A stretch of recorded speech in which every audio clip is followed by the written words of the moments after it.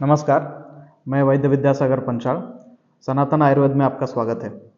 So it's been long time we have not done a video for Kalpavarnan series. So today we are back with one more important drug in clinical practice, that is Lodhra.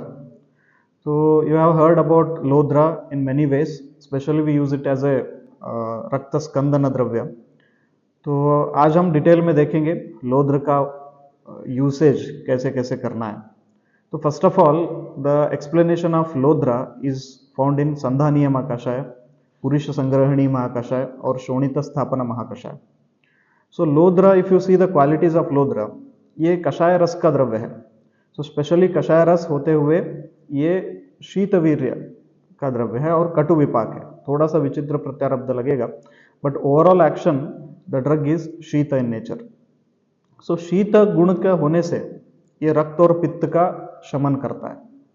सो रक्त and पित्त के जो भी दुष्टि है उसमें हम लोध्र का इस्तेमाल कर सकते हैं. तो और एक इम्पॉर्टेंट रोल जो कषाय रस का है, तो कषाय रस के द्रव्य होने की वजह से ये कफ का भी और पित्त का भी शमन करता है. लेकिन कषाय रस का होने से वात का वर्धन भी करता है, इसलिए इसके भी हमें ध्यान में रखना चाहिए.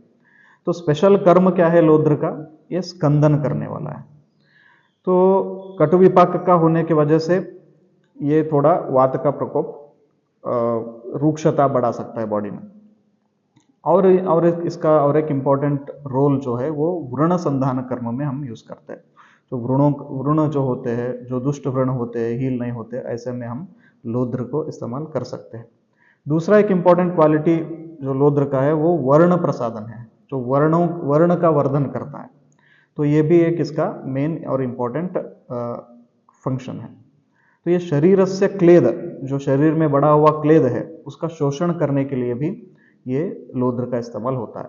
तो और एक इम्पॉर्टेंट फंक्शन है स्तंभन. तो अभी हमने कषाय रस से, शीत वीर्य से, कटु विपाक से क्या क्या फंक्शन लोध्र करता है ये देखे, और उसके कुछ स्पेशल फंक्शंस हमने देखे, जैसे वर्ण संधान, वर्ण कारक, शरीर के क्लेद को कम करने वाला और रक्त और पित्त का शमन करने वाला ये द्रव्य है. इतना हमने देखा.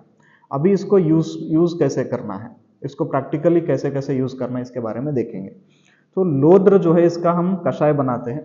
जो त्वक का जो चूर्ण होता है ये हम यूज करते हैं.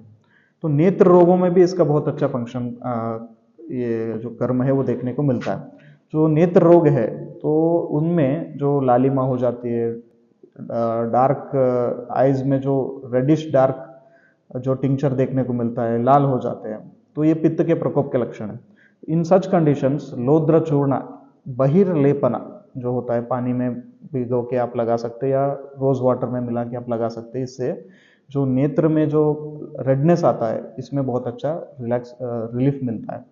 और नेत्राभिषंद हो और नेत्रगत शोफ हो और नेत्र की रक्तता, इन तीनों में भी बहिर्लेपन से बहुत अच्छा फायदा मिलता है. और जो नेत्रशूल होता है या अभिषंद होता है, इसमें हम क्या करना है, ये लोध्र के चूर्ण को घृतभ्रष्ट करना है. घृतभ्रष्ट करके मतलब घी में फ्राई कर लेना है. घी में फ्राई करके इसको अच्छे से फाइन कपड़ छन करके ये जो पाउडर होता है इसको पानी में भिगोना है. और वो ठंडा पानी में हम जो कपड़ा होता है उसको भिगो के उससे जो हम अप्लाई करते हैं आंखों पर, इससे नेत्र का शूल में भी बहुत अच्छा आराम मिलता है. और क्लेद जो बड़ा हुआ रहता है, अभिषंद से जो क्लेद बड़ा रहता है, जो स्राव रहता है, इसमें भी ये लोध्र उसका शोषण करता है. और जो पक्वाशय में इसका क्या रोल है अगर हम देखेंगे, तो पक्वाशयगत जो क्लेद बड़ा है बॉडी में, तो वो पुरुष के रूप में बाहर आता है. तो अतिसार के कंडीशंस में, बुधस्राव के कंडीशन में, तो अतिसार में लोध्र का चूर्ण को हम क्वाथ बना सकते हैं. ये क्वाथ अगर देते हैं हम तंडुलोदक के साथ या क्षौद्र के साथ, तो पुरुषगत जो स्राव होते हैं, पुरुष द्रवमल प्रवृत्ति जो होते हैं, इसमें बहुत अच्छा रिजल्ट हमें मिलता है. इसमें हमें आचार्य कहते हैं कि कषाय रसत्वेन रस रक्तवाह सिरा मुखानि संकोचयति. तो इसका मतलब है जो रस और रक्तवाह सिरा है उनके मुखों का संकोचन करता है. तो इससे हमें क्या क्या इंटरफेरेंस कर सकते हैं, तो रस और रक्त के मुख जब बंद हो रहे हैं, एक पाइप है उसमें कुछ बह रहा है, उसके मुंह को हम बंद कर देते तो उसका पाइप से बाहर आने वाले द्रव्य बंद हो जाते हैं. नल बंद करते तो जो स्राव है वो बंद हो जाता है. तो ऐसे ही जो रस और रक्त वह स्रोतस का जो मेन हमें देखने को मिलता है प्रैक्टिस में, वो है स्त्रियों के रक्तस्राव में, जो गर्भाशयगत रक्तस्राव है। इसमें क्लेद को कम करके हम जो एक्सेसिव ब्लीडिंग हम देखते हैं या श्वेत प्रदर हम देखते हैं, योनिगत अति रक्तस्राव हम जो देखते हैं, ऐसे में ये लौद्र वरदान स्वरूप होता है। तो लौद्र का क्वाथ हम नवनीत के साथ या घृत के साथ देने से ये जो अतिस्राव होता है उसमें बहुत अच्छा रिलीफ मिलता है। तो श्वेत प्रदर हो, रक्त प्रदर हो, अति आर्तव हो, मेनोरेजिया, जितने भी आप कंडीशंस देखते हैं इसमें लौद्र आप आंख बंद करके यूज कर सकते हैं। तो लेकिन ये पित्त और रक्त का और कफ के कंडीशन में ही देना है। अगर ये योनिगत रोग वात जो होते हैं तो उसमें लौद्र का इस्तेमाल हमें नहीं करना है, ये भी हमें ध्यान में रखना है। तो फिर किसका इस्तेमाल करना है?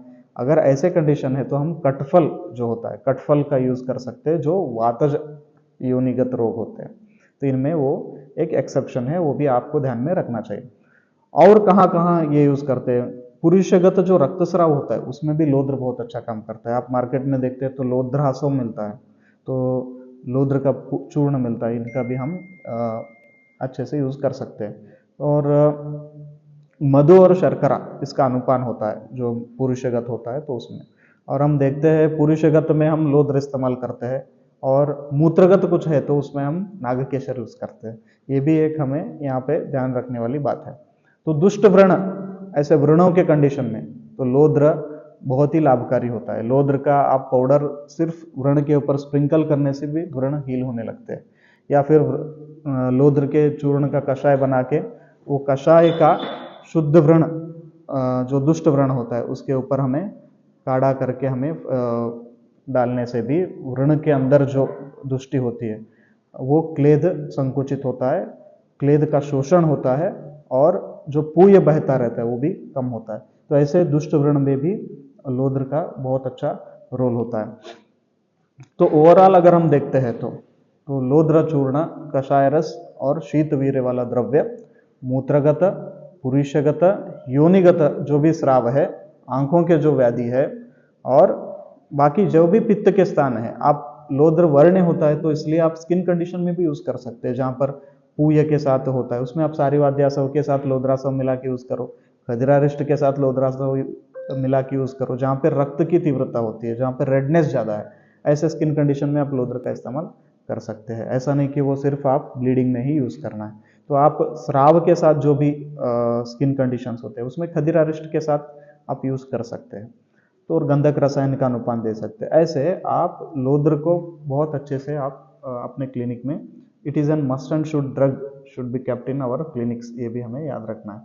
तो इतना मेरे दिमाग में जो लौद्र के बारे में था मैंने आपसे शेयर किया।